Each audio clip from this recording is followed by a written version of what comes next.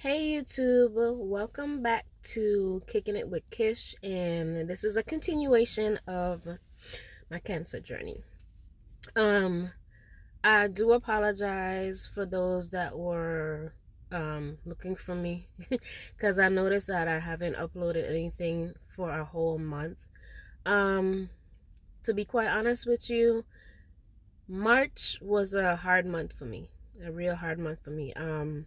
I did go through some depression. Not some, I went through depression. I was depressed the whole month of March. Um, a lot of things happened within that month, and I was constantly crying, and I tried my best to get myself out of that state of mind, and I couldn't. I really couldn't. Yeah, March was hard. But I'm okay. I did have to leave the house, and I went to spend a weekend with my mom and my sister, just to get my mind and my head out of where it was, because it wasn't in a good place, and it helped. I was able to, spend time with my mom, spend time with my sister, loving my nephew that's in my sister's belly, and just had time to focus on something other than myself and what's going on with me. So, and that being said, things that happen that I want to let you guys know is my white blood count keep dropping.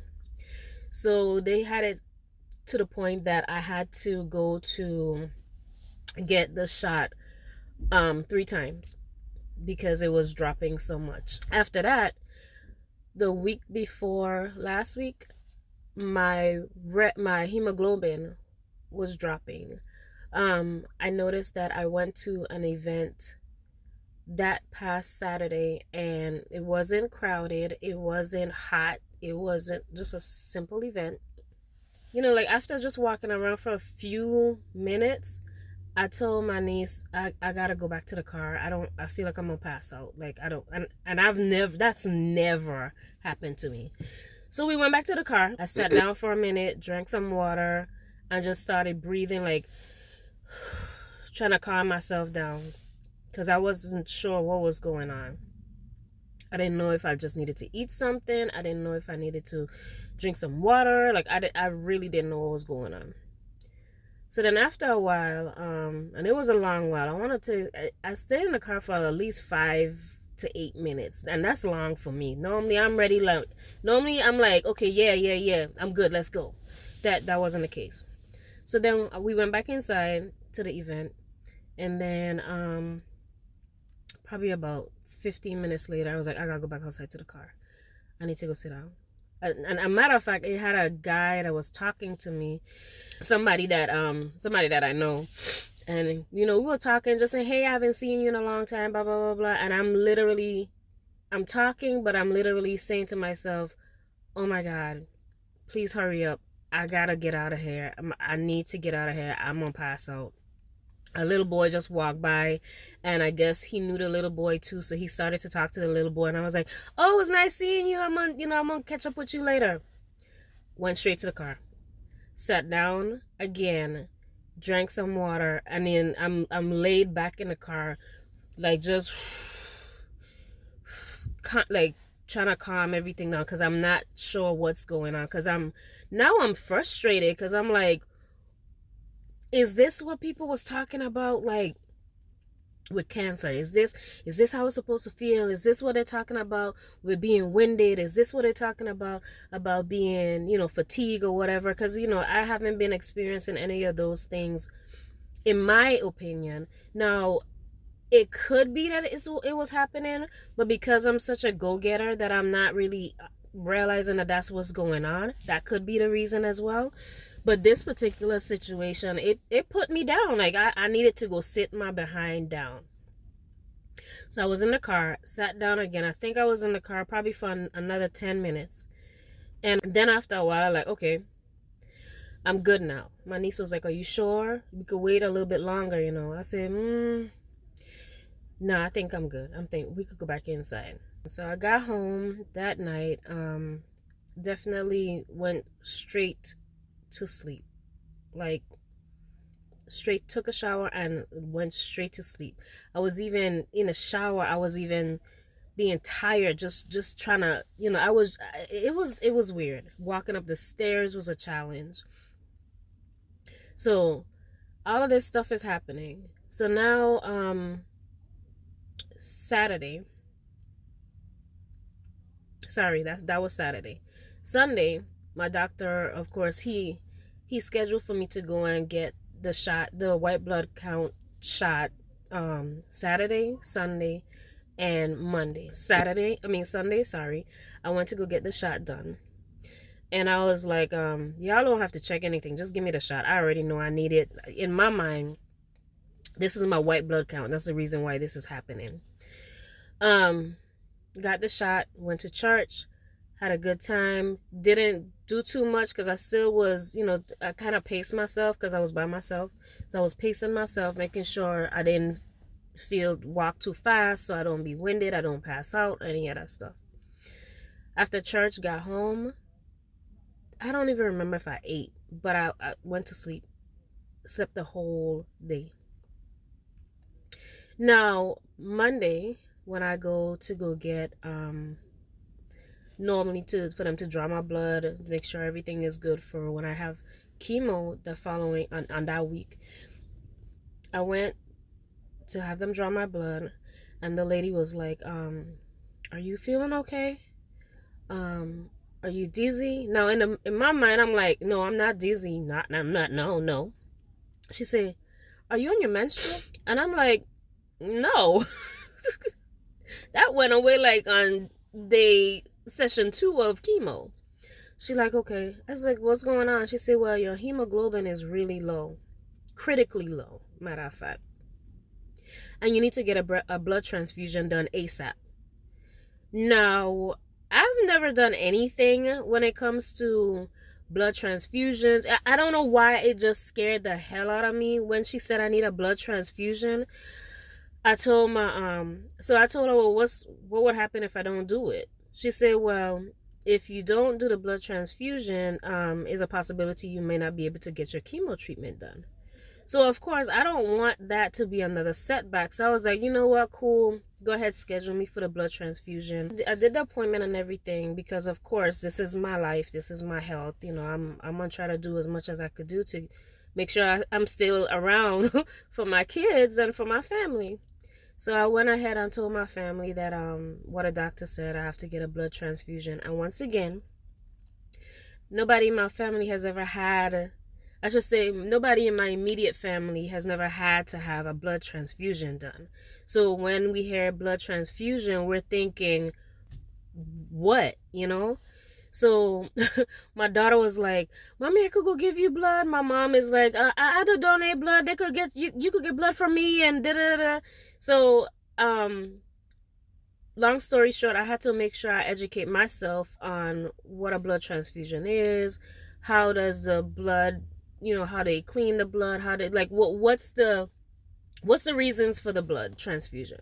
So basically, blood transfusion, it gives, of course, is people that donate blood. They run it through a lot of testing to make sure no blood is dirty or have any type of diseases or anything in it.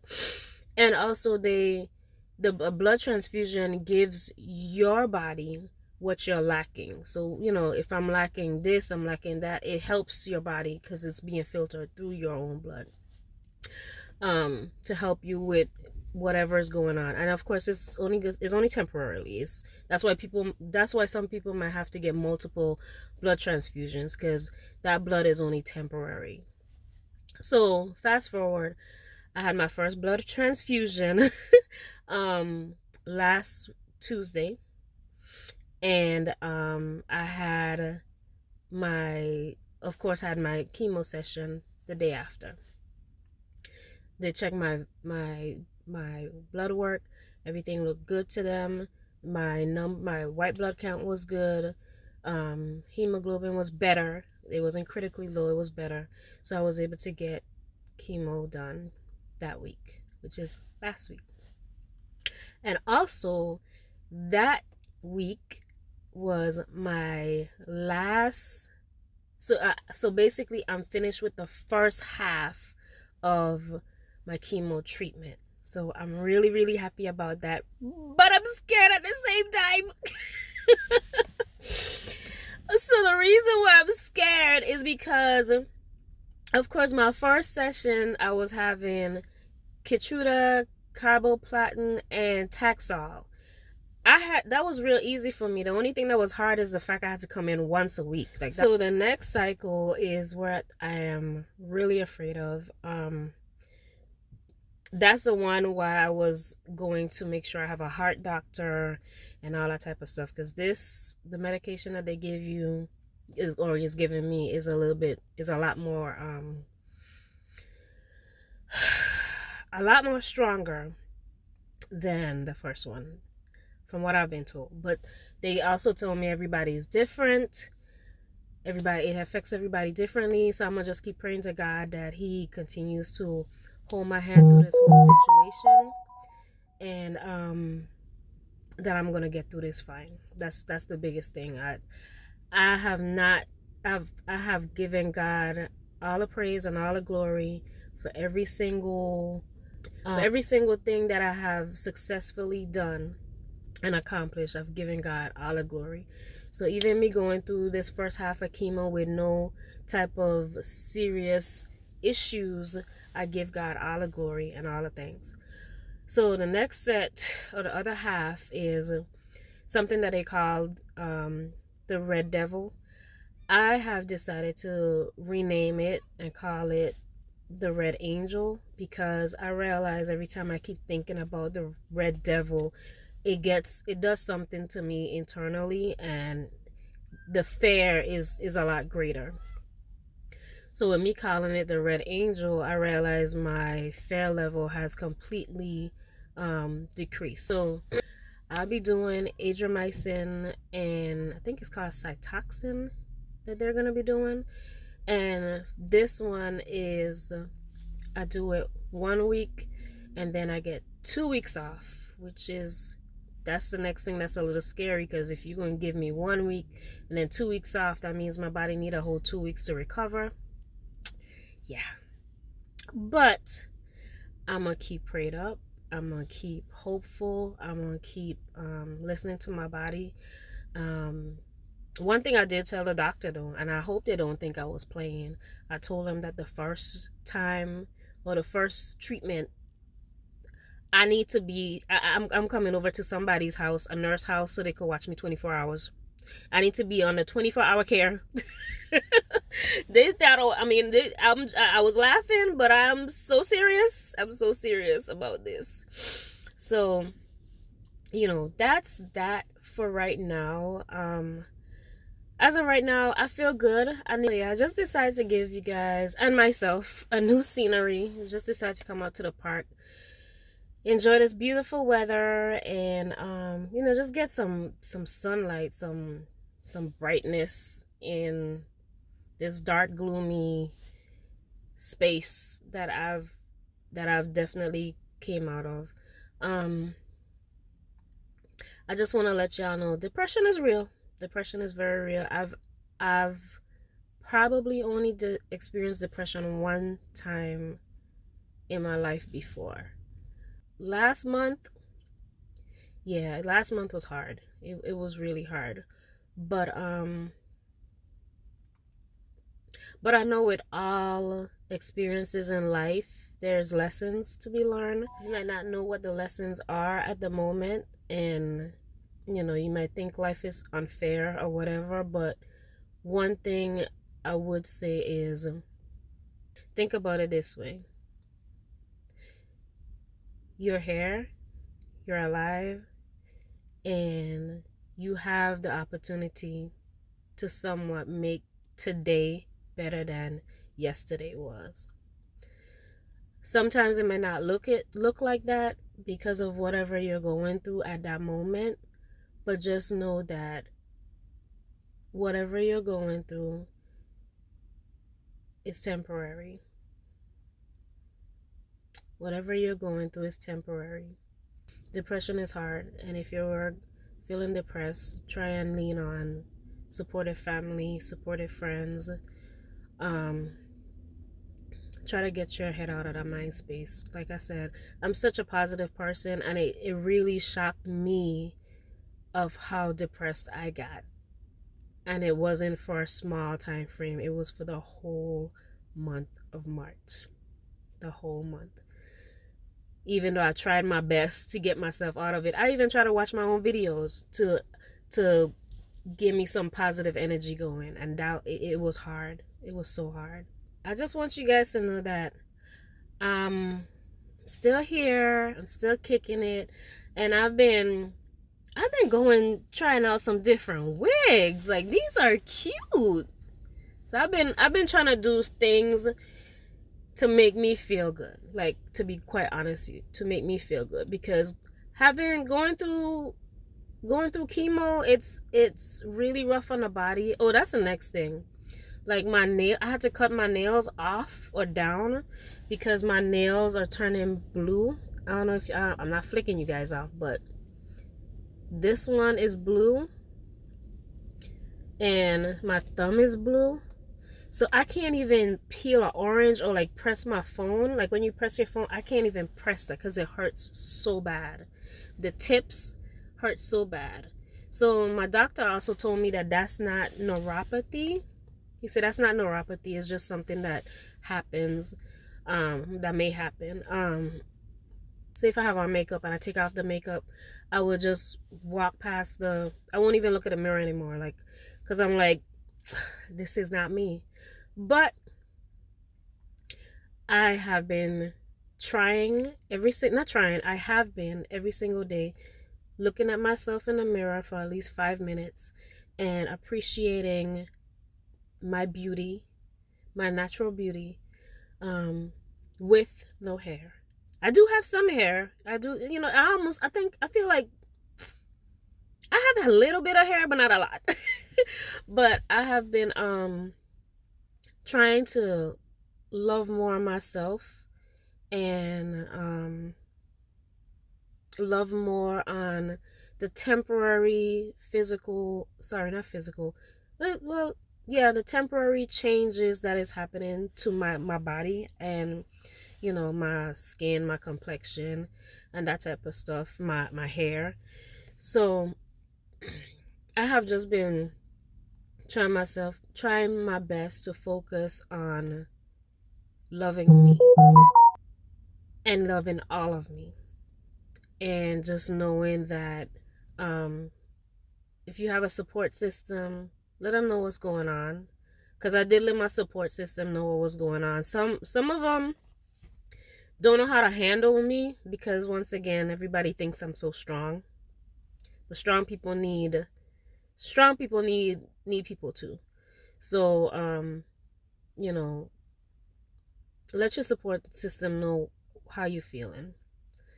Everybody might not be able to help you in the way that you need the help, but there may be that one person, because you said something, they're able to tell you, like, come on over, like, spend the weekend over here, like, I got you. And that was my case. I told my sister, and she was like, come on over, come spend the weekend. We could go to the mall, we could just get you out of your head for a little bit. And that's exactly what I needed. So something small, but it was something small, but something very big for me. So, like I said, this is a temporary journey. um I'm gonna get through this. I hope anybody coming behind me looking at these videos, I hope I'm able to shed some type of positive light to you. It's hard. It's definitely hard. Mentally it's hard. I appreciate and love every single one of you guys. Thank you so much for your comments. Thank you so much for your prayers. Thank you so much for those that call me, that personally know me. Thank you so much for those that call me and checking on me. I really, really, really, really appreciate every single one of you. You guys just don't know. You guys just don't know. Is this journey, sometimes this journey is a lonely journey. Sometimes people that you think might be there for you, they're not.